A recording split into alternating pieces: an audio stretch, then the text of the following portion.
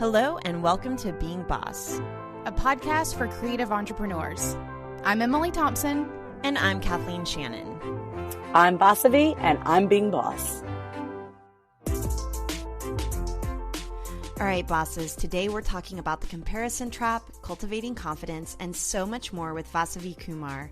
As always, you can find all the tools, books, and links we reference on the show notes at www.beingboss.club. All right, you guys, I want to put an end to any myth that money is evil, money is difficult, money is hard, I'm not an accountant, because FreshBooks Cloud Accounting has made it so easy for small business owners, freelancers, side hustlers to keep track of their expenses, to send out invoices, and to get paid faster. And honestly, that's all it comes down to. One of the things I personally love about FreshBooks is that they've designed it for creative entrepreneurs. Whenever you log into your dashboard, you can see exactly what your business is up to. You can see how much money you've got coming in and what you've got going out. You can easily pull reports to see what your profit and loss is. You guys, if you're not staying organized with your money, you're going to have bad feelings about money. So I want you to get organized with your money today. Try out FreshBooks for free. They're offering our listeners a 30-day unrestricted free trial. To claim it, just go to freshbooks.com/beingboss and enter Being Boss in the How Did You Hear About Us section. All right, back to our episode. And you guys, here at Being Boss, we don't draw a strict line between work and life. And sometimes that means we're bringing our personal stories into our professional experience. And as you'll see in today's episode with Vasavi Kumar, that means we're bringing our spirituality into our business to cultivate the kind of confidence it takes to face the uncertainty and setbacks that creatives are bound to bump up against.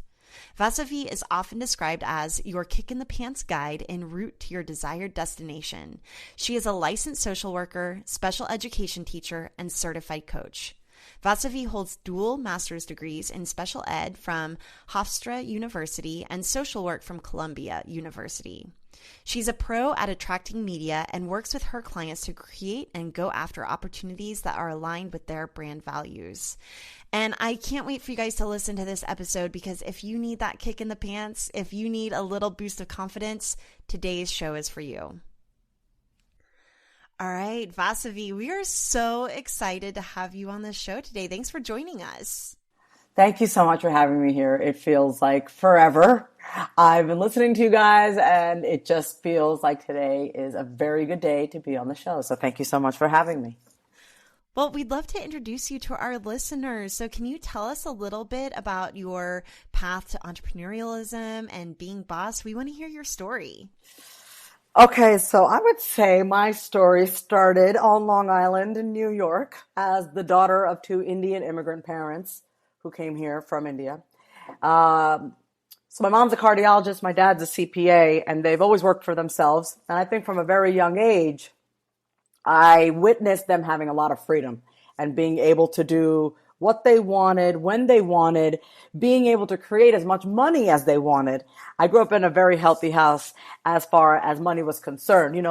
So I come from a Hindu background. So my family's Hindu, and in our faith or in our religion, we view money as goddess. So we have a lot of reverence for money. Yes. And I we would don't say amen. That was an amen moment, but then I didn't know if that was offensive. No. I rarely get offended. Please try to offend me. I would love for you to try to offend me. It's okay. I don't get offended. But yeah, so I mean, we literally have holidays that worship the goddess of wealth, who is goddess Lakshmi. Okay. So I grew up feeling like money's great. Like we need money. Money equals money. Like I grew up not having any emotion around money ever. It was a very logical thing for me. So I think in addition to just being an entrepreneur, you guys, I used to go back to India every year since I was a kid. And the first time I witnessed extreme poverty, I was probably around 4 years old. I saw this man eating a banana peel out of a dumpster. So like, it wasn't even a banana. It was like a banana peel. All right. So that's the height of, not having anything in life. Like here you are eating a peel. And I remember saying to myself, no one should have to suffer like that. If I don't have to suffer, how come you have to suffer? Right. So I just started questioning things from a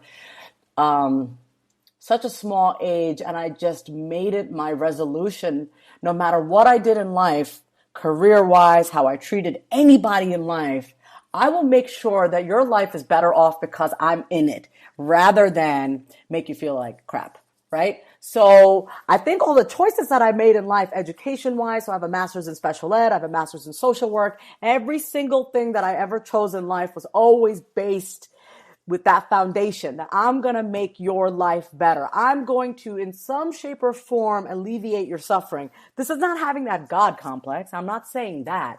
I'm just saying, if you have the privilege of being put face to face to somebody, with somebody else, then it's your duty and it's your obligation to try to make their life better somehow, right? So after I finished my second master's, I got introduced to the field of coaching, right? And as someone who had been in therapy since the age of 12, who'd always been on the patient side, and who had always been kind of focusing on the past, I really loved coaching because it was so much more present and future-based. So there was much more power in that for me. As someone who was in therapy since they were 12 years old, you have to remember, I'm about to be 35. So like I was in therapy for a very long time. So 6 years ago, I started my coaching business. I started working with people on really questioning their thoughts, questioning their mindset, questioning their beliefs, and also using that therapy training to understand your childhood, right? Like most people don't want to understand their childhood or it's too painful to look at it. And for me, when you understand how you were raised and you understand the conditioning that you went through, you have a lot more power in your present as far as how you want to operate moving forward.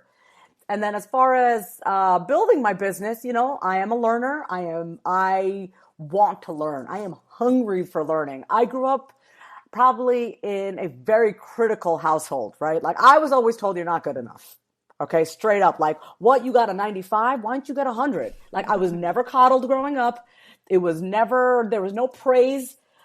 And it may sound like abusive, but I have to be honest. You guys are probably like, wow, you probably still need to be in therapy, which I am in. But no. I am truly grateful for that because I'm so grateful that my parents never let me settle, ever. And so now being the age that I'm in, I've had to find that balance between good enough and also still pushing myself. Right. So I was on one extreme where it's like I was never good enough, but that was my driving force. Right. Like I'm not one of those people that's like, oh, I hit this goal. OK, cool. I'm going to go like hit the sack and sleep now. It's like, OK, great. What's next? Like that's my high. But we can relate to this. Yes. And I think that I'm sure a lot of our listeners, I mean, I wonder if this is something that a lot of creative entrepreneurs, whether it's been an idea that was first initiated from our parents or just our own drive. And I love how you started talking about that because I'm trying to find the balance now too between being driven by not being good enough, for a lack of better words. But for me, it's almost shows up as a sense of urgency. Like I have so much I have to get done. But then with this idea that like, this is enough and today this is enough. So do you have any tips or tricks or tactics or tools that you've got in your tool belt for dealing with that balance of like that balancing drive and motivation and a sense of urgency with the idea that like, let's give ourselves some grace? Or are you just riding the wave? You know, I gotta be honest. I don't think I ever ride the wave. I don't. But I will say this. Some people would say, oh, Vas, you're like so masculine in the way you do things. But I'm also very feminine in some other ways. Here's my thing, okay? People are always going to talk shit. People are always going to say, you should be this way, you should be that way. And the way that I have come to is, I only have to answer to one person, and that is myself. So when I feel like I'm getting burnt out, which I know myself very well, I will chill out. I will Netflix and chill. You know, I will just hang out. But that urgency that you're talking about, like if you want to get deep, here's my thing. I have witnessed so much of my own personal suffering and so much suffering just in general. I don't have time to putz around. You know what I mean? So I don't feel bad about the urgency anymore. I used to have people around me like, you make me feel inadequate when I'm in your presence. That's not my problem. Right? So it's like good for you if you feel urgent. But I think there's also that level of having to understand yourself and just ask yourself, well, why am I feeling so driven? Is it because I feel uncomfortable being still right now, right? So these are all the questions that I can't answer for you, right? Like you have to answer that for yourself. Like there are times where there's that angst. There's that angst. And so in that moment, I have to slow down and I have to intentionally slow down. But I would say for your listeners who feel driven and they have that, that's a good thing because most people are not like that. Most people are okay just floating. And I'm not a floater.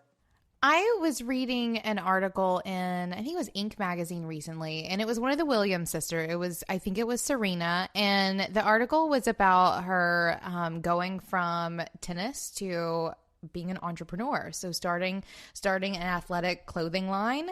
And in the article, she talks about how hard it is for her to even consider sitting down to watch a movie, because the thought of sitting still for an hour and a half, 2 hours is just incomprehensible for her. Like she cannot, it would be harder for her to force herself to sit still than it would be for her to do the things that she wants to do. Like she just has that high of energy. And I think whenever obviously you train that hard for that long, Yep. It probably is really hard to bring it back down.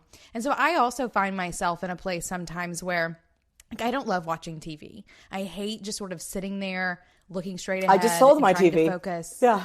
I just sold my I would love to sell my TV. I just sold it. You know what? I want to mention something though. All my friends that don't own TVs all seem to want to come over to my house, Watch TV. my big Right. TV. On Game of Thrones night, the TV is definitely on and we're all sitting in front of it. But like on the regular. I'm rocking the TV. I'm just throwing that Good out for there. you. And you know what? Good for you, right? So there's no right or wrong here, right? Right. So, But everyone has their own like energy levels. Like everyone has their own like place of security and well-being. And it's different for absolutely every single person. And I'm definitely not on the level of Serena Williams by any means.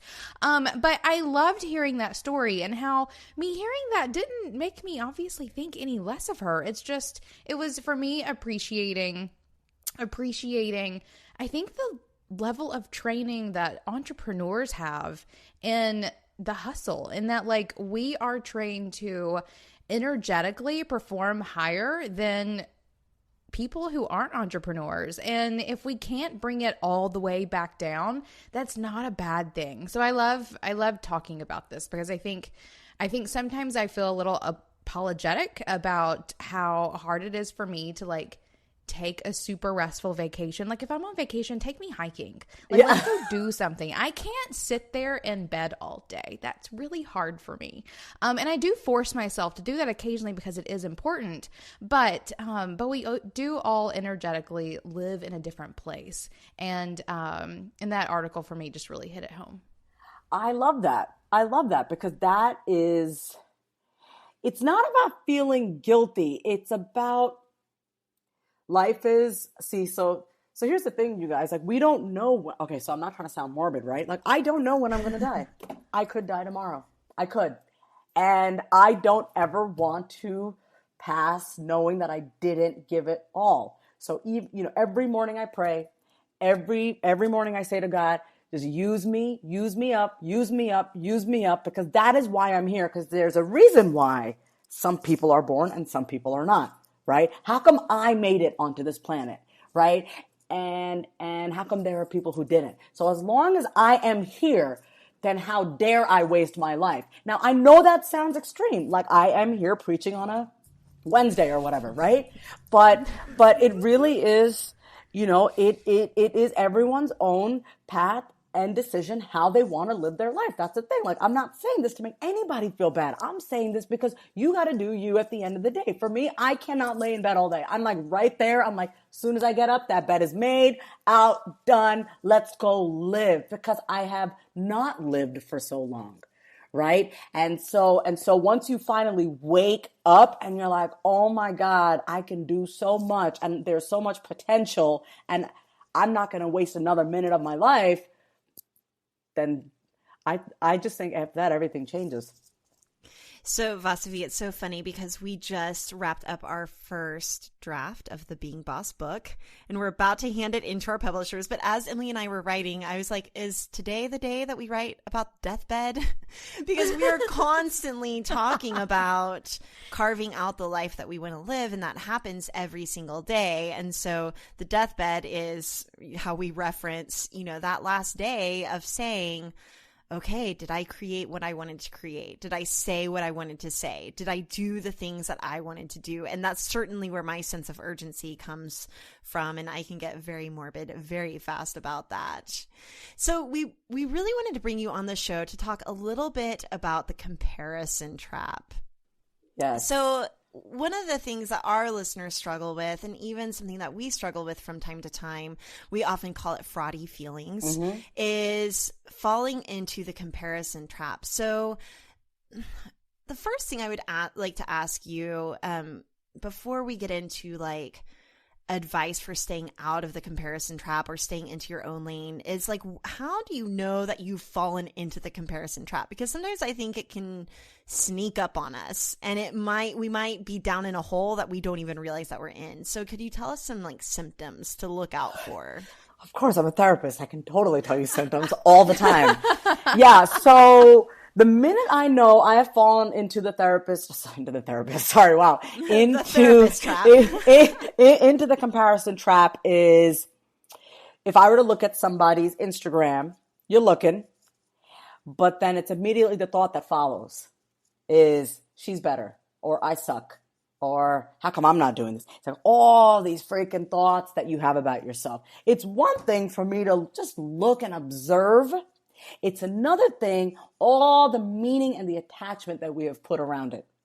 So that's the number one thing. If you want to look at somebody's blog, great. If you want to listen to somebody's podcast, great. What are you making it mean after that? Are you making it mean that you're inadequate, that you're not good enough, that you're not pretty enough, that you're not skinny enough, all of that. So that's the first symptom, I would say.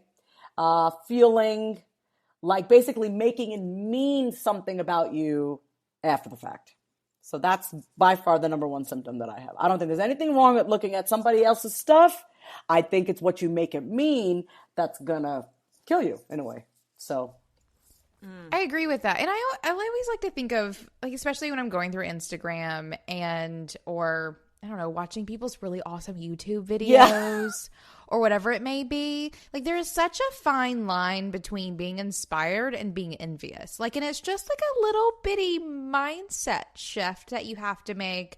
But I think the more mindful you can be about what side of that line you fall on, whether you see that as inspiring and you want to, I don't know, paint your walls white because that white sure is beautiful, versus being mad at that person because their walls are white and yours aren't. Yeah. Like, that's the smallest bit of mindset shift. And the more you can be mindful of that, the more control you have over being able to, gain whatever it is that you are aspiring for, or just cycling down into anger and bitterness and just hating yourself and just total self-loathing, right? Because that's the truth right there. Like it does boil down to self-loathing. And so there is a way to get over that, but I just want to hand it over to you guys to make sure you didn't have any follow-up questions. I have like a couple of things. For me, I've noticed that the comparison trap, one of my biggest symptoms shows up as impatience. And again, it's that fine line between motivation and drive and this sense of urgency spiraling into a bad place of like, why haven't I gotten there yet? So I think that's how the comparison trap probably shows up for me. But I also think that, and I would love to hear your thoughts on this, is I think that the comparison trap kind of places you in the role of a victim, and that you give away a lot of your power whenever you fall into that comparison trap, whenever you start making it mean that you suck because you don't have white walls and your favorite blogger does. Yeah. Right? Yeah. You have ultimate control. You can go buy some white paint. So like mine was always, Emily, I've shared this with you and a few of our listeners before, but mine was always feeling like comparison trap and jealous whenever I would see other creative entrepreneurs that I admire and that I have great feelings for celebrating their most recent launch with like mimosas. Yeah. I would always think, oh, Like, why am I not celebrating with mimosas? I could go out and buy myself some orange juice and champagne. Like, it's not that hard. No, it's not. Yeah. Right? Like when you get to that place, like your ability to solve problems stops. Like completely and utterly stops. You're totally blinded by anger or whatever that negative emotion is, that you are incapable of seeing beyond it and recognizing the power you have over your own situation. All right. So how do we stay out of it? How do we stay out of the comparison trap? What do we do? Okay. So here is, and I'm not trying to, once again, bring faith and religion into it because I'm not trying to convert. I'm just sharing how I was raised. It's all good. We are so woo-woo over here. Okay. We're about all of it. We're constantly blending the spiritual with the practical with the professional. Go for it. Okay, good. I just don't want anyone to... Okay, so in the Hindu religion or faith, there is a saying in Sanskrit, which is Tattvam Asi, which means I am that, right? And so... we were never taught, I was never taught, my sister and I were never taught that you are here and God is somewhere out there, right? Like literally as a child, my mother would say to me, you are God, right? Like you are the creator. And so from a very young age, the most powerful thing for me was I can create anything, right? I can literally create anything. So for me, the way I get my power is to say, I want this. I'm going to make it happen. This is how I'm going to make it happen. And then I make it happen. And then look at me. So if I look at someone with white walls, she has white walls. I want white walls. I'm going to go to Home Depot. I'm going to get some white paint. I'm going to paint my walls. And there you go. So for me, I know it sounds really crazy. Like some people might be like, oh my God, this chick is crazy. I don't really care though. It's fine. But it's also like I am the creator of what I want, right? So why the hell am I going to look at you, feel sorry for myself, hate you, think I'm powerless, when in actuality, I have the power to create anything that I want. Like you guys, I kid you not, you can create anything that you want. And when you know that, then it is pointless for you to compare yourself to other people. And I actually do thank my mother for that. Actually, today's her birthday. Happy birthday to your mom. Yes. And I actually sent her this video YouTube of me just thanking her for, because of you, you taught me that I am the most powerful person in the world. I am extremely powerful and I can do whatever I want. This is not in this narcissistic way, kind of maybe, but she always put the power back in my hands. She always put the power back in my hands. She was like, why are you comparing yourself to other people? If you want that, why are you hating on them? Why don't you look at yourself and ask yourself, what can I do about it? So yeah, there are a lot of awesome Instagrammers and YouTubers. And first thing I say is good for them. What can I learn from them? And then how do I want to do it? Screw them. Why am I going to give them my attention? Honestly, why am I going to give you my attention? So we talk about white walls though, and that's kind of the easiest boiled down way we can think about, probably one of the easiest things that we could kind of truly change in our lives. Yeah. Even if you're renting, you can paint it back. Your landlord's going to love it. Anyway, that's an easy thing. But what about the things that feel bigger? Like, what if my comparison trap is Beyonce?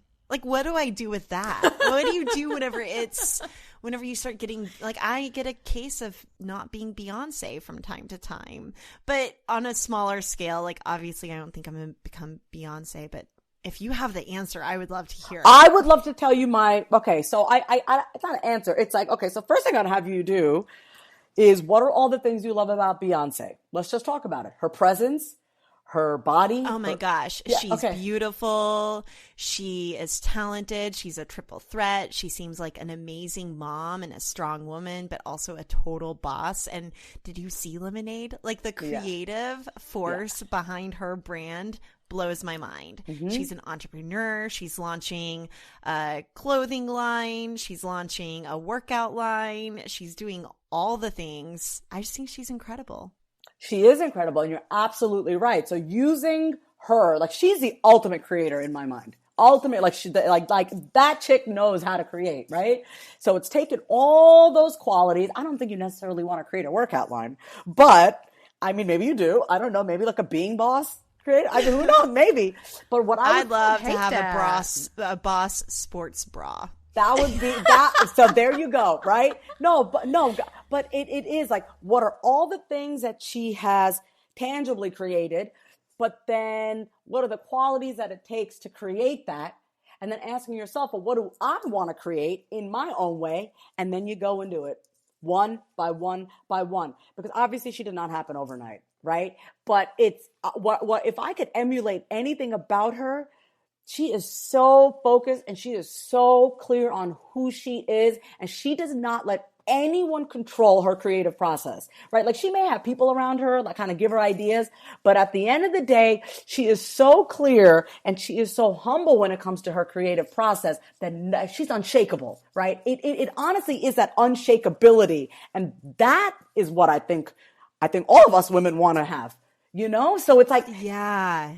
It's so funny because, like, right now I mentioned that we're working on this book, and we just had a meeting with the designer over at the publishing house. And I was like, listen, I'm going to get real specific about what I want. And it's because I went into the meeting thinking, what would Beyonce do? She would not hand over that total creative control. She would say, this is my vision. How can we work on it together? And I literally drew on Beyonce and that vibe. And I think that's exactly what you're saying here too, is that you can draw on those qualities to start to create the things that you want to create, but maybe even better than Beyonce. Yeah. I will never be better than Beyonce, but you may be. Actually, I'm all game for that. But you may be better than the version that you are way. now, right? Like, so it's not about being better than Beyonce. It's about being better than the version that you are now. So maybe in the past you would have gone in and like, maybe you would have had your publisher kind of like question you, and you'd be like, oh, okay, yeah, you're right. But Beyonce wouldn't do that. Beyonce would say, no, hell no, this is what I want. So that's better than the older version of you. Right? Totally. Yeah. All right. I'm seeing how this works. Yeah. Good. Unstoppable. I'm excited. Yes. All right. So, thinking about Beyonce, it can be paralyzing. It is paralyzing. Let's just talk about Beyonce this I moment. mean, but no, truly, like, and not just Beyonce, but anyone who is having a successful creative career, it's easy to put them on a pedestal and become paralyzed. So whenever people aren't able to draw on those qualities or characteristics to inspire what they're doing, when instead they're getting, paralyzed by it. What's the easiest way to get past that paralysis? One word. I mean, honestly, it just boils down to prayer for me. I'm going to be really honest. That is the only way that I have been able to not put people on pedestal, is that I pray. Because the minute you put a human being on a pedestal, what you are saying to the universe is that the buck stops at this human, when actually there is something bigger than that human. And so we all need to surrender and humble ourselves just a little bit and be like, why am I putting this human being, this flawed human being on a pedestal, and how dare I lessen myself because of that? So, like, what does that say about you and how you're treating yourself? I do not put anyone on a pedestal. Like that, I could say with 100% conviction, I refuse to put anyone on a pedestal, because I know that there is bigger than just us humans. And I just think it's like the ultimate act of disrespect towards yourself and a higher power for you to put other people on a pedestal. Like, no, you're not better than me. I'm not better than you. No one's better than anybody. Oh my gosh, this makes me think about a girlfriend of mine recently got back into the dating game, and she was seeing this guy that she really liked, and it didn't work out. And she's like, well, I guess I'm done. And I was like, wow, you put a lot of stock, like you put a lot of power in your own life over to some dude. Right? Like, so it's kind of, that's what you're saying here, not to relate it back to relationships, but but it's all the same. Apply to relationships. Yeah. So hold on though.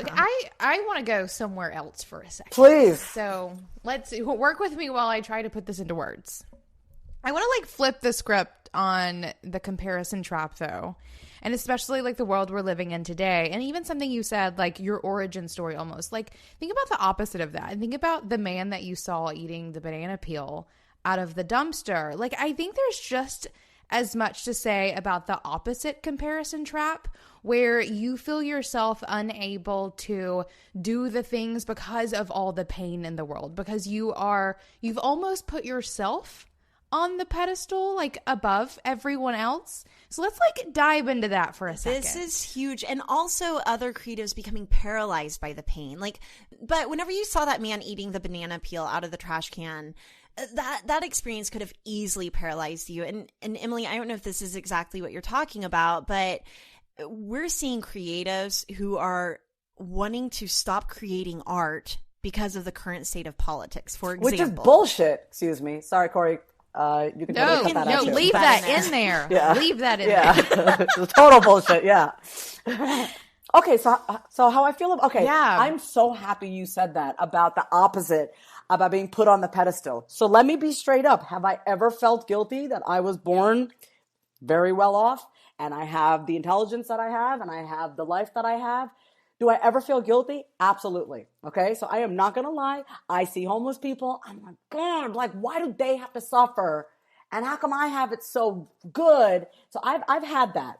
But then I think this is where having to let go of that control. See, it's like, I can't deal with the pain of other people being in pain. That's why I've always been in codependent relationships with men. I'll just be really honest, right? I've always been in relationships with men who are slightly just kind of in pain and depressed all the time because I feel so bad for them and I want to save them.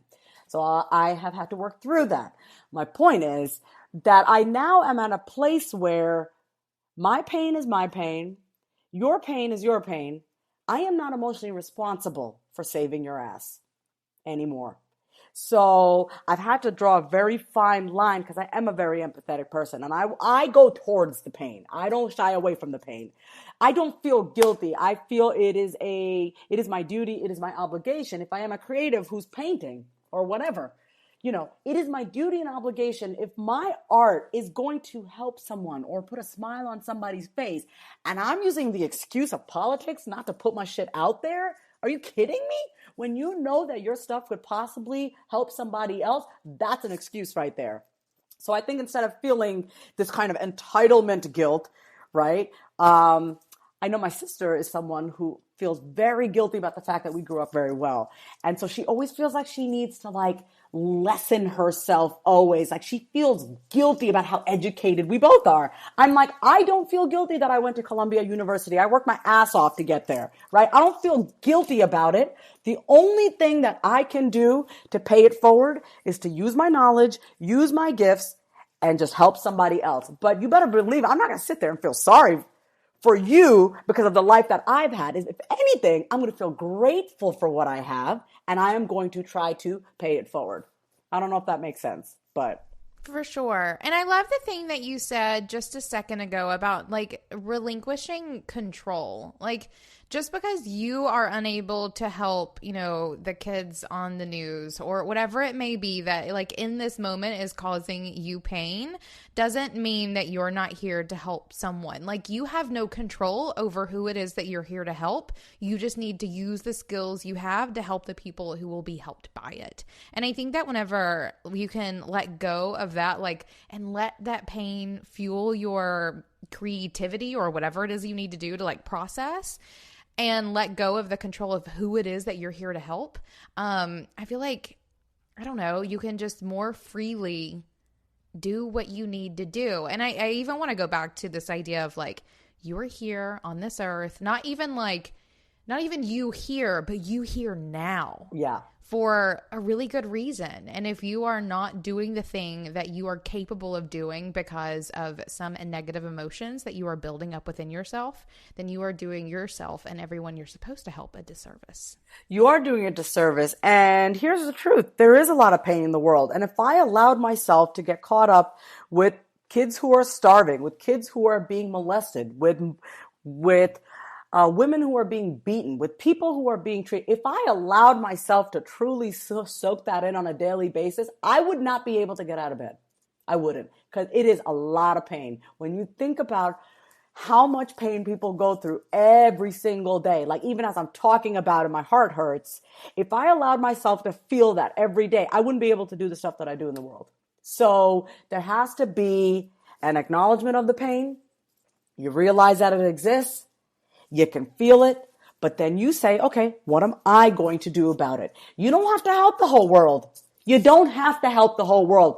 But if you're going to go to a restaurant and your waitress is serving you, be nice to her. It's that simple, right? If you're getting your car washed, don't be a cheapskate and like tip them $1. You know, give them a little bit more, right? It's just about what part can you do to alleviate or to just be kind in every single moment. Or to not add to the pain. Oh, yes. Thank you. At least not add to it. Yeah. At least not add to it. Because my dad always used to say to this, like, he would always say this, like, if we ever got like whatever, like so service at a restaurant, and like I was a kid, and like I'd say to my dad, God, she was so mean, whatever, blah, blah, blah. And I remember my dad would say, you don't know what she went through that whole day. How do you know what her life is like? Like, how do you know what she went through? Right. So that always stuck in my head, that it's like, I can do my part and that's it. And that is all I can do, which for me is very hard, because I'm like, I'm powerful. I can create everything. But then it's also like, wait, I also don't have any control either.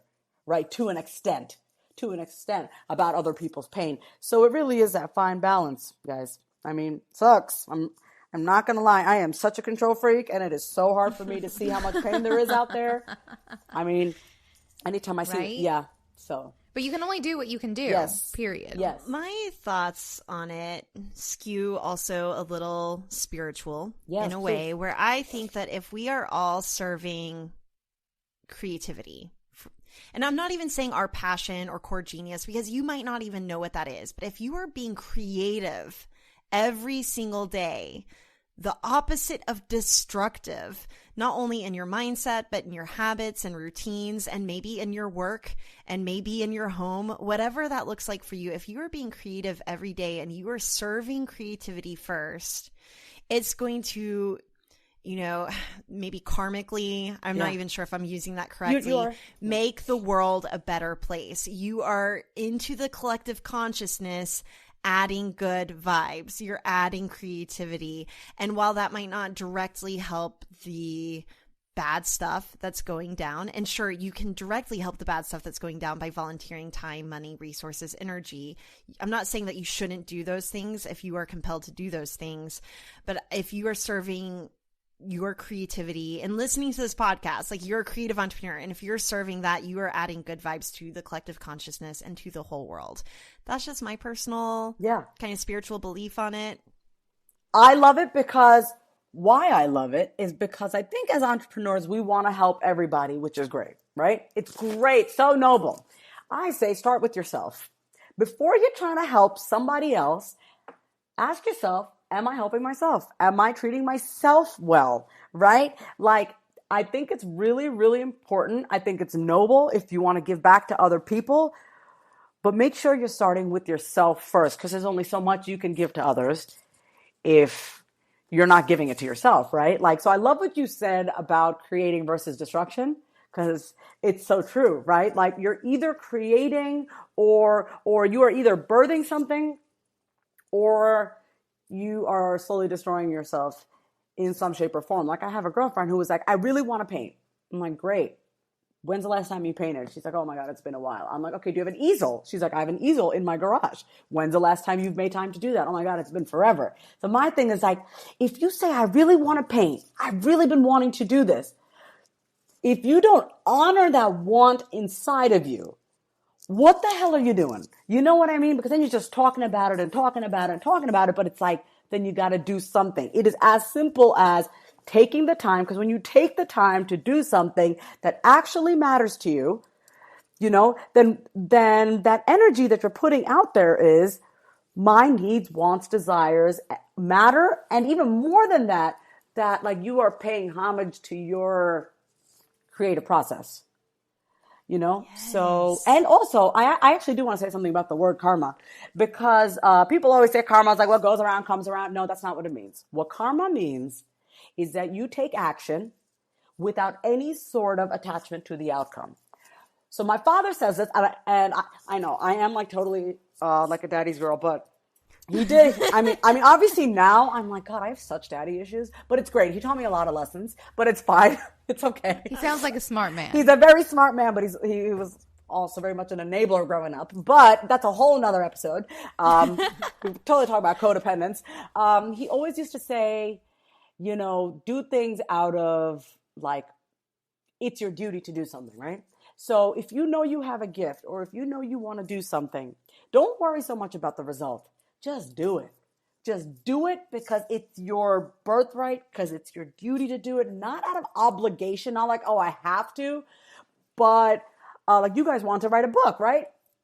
And you listened to that and you did it and you're putting it out there. And now how many freaking people are going to be able to get that knowledge now? If you guys hadn't done that, how many people would have missed out on that, right? So it's just like, you guys don't know if your book is going to be a bestseller or not. That's not why you went into doing it, right? Oh, it is. No, it is. Yes, it is. Beyonce told me it is. Okay, so then you know what? Right. From Beyonce's mouth to God's ears, it is. But you know what I'm saying, right? Like, Right. It was definitely out of desire. And if we had done it out of obligation, it probably would be a pretty sucky book.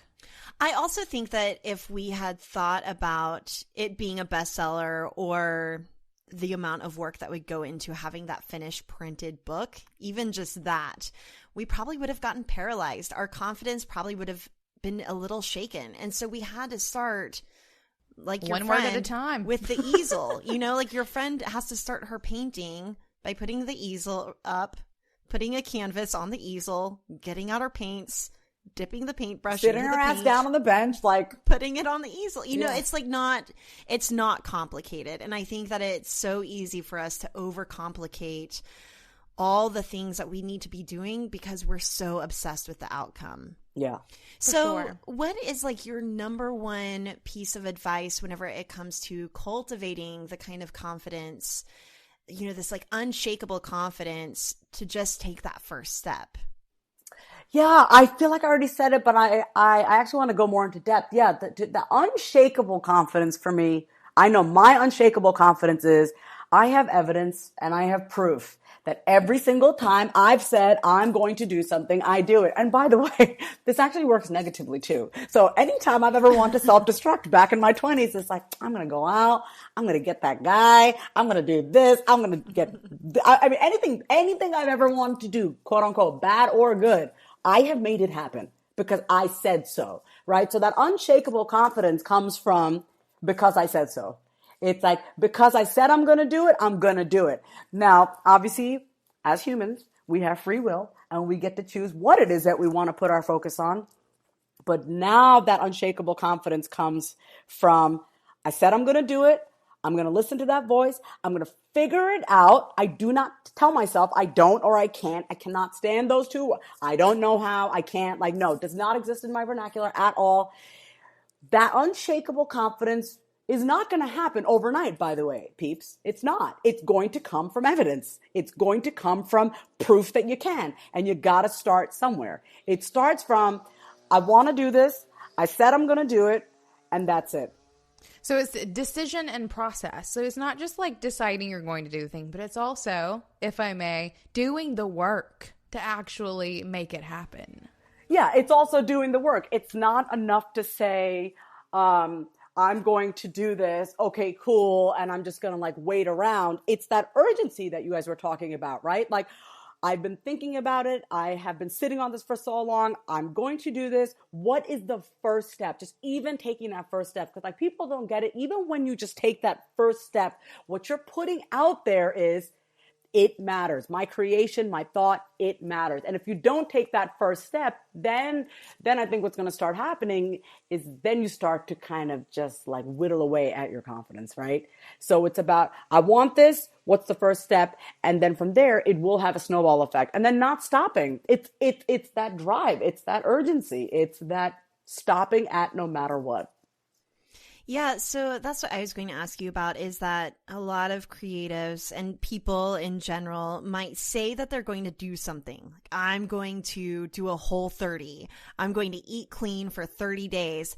And then by day 2, I totally fail. And I keep getting this evidence at me that I'm not following through on the things that I say that I'll do. So what do you say to someone who keeps having these false starts whenever it comes to making the decision, but not really following through, and they've taken a major hit to their confidence?